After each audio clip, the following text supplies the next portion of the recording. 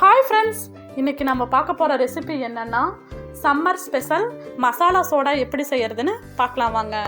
Soda செய்ய இதை மாதிரி ஒரு கப் எடுத்துக்கோங்க. இதில் நம்ம வாங்கியிருக்க சோடா வாட்டரை இதில் 1/2 கப் ஊற்றுங்க.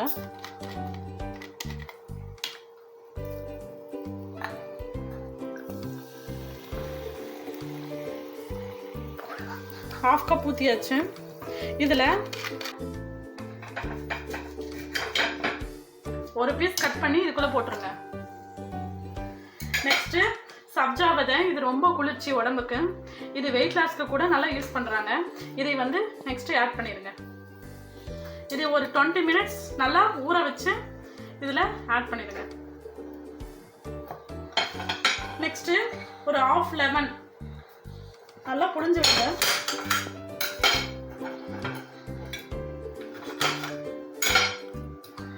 ½ லெமன் எடுத்து நல்லா இதில் புழிஞ்சு விடுங்க.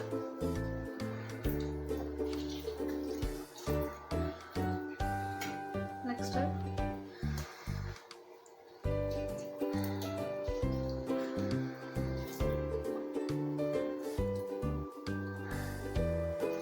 ½ லெமன் நல்லா புழிஞ்சு விட்டீங்களா?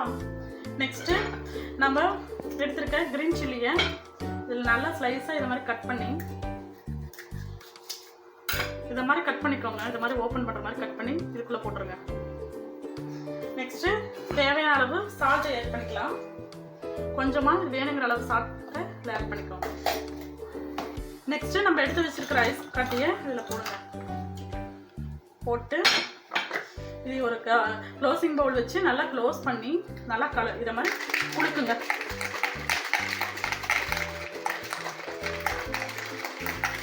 நல்லா அட்டன்னு ஓப்பன் பண்ணிடாதீங்க, மெதுவாக ஓப்பன் பண்ணுங்க, இல்லைன்னா பொங்கிடும்.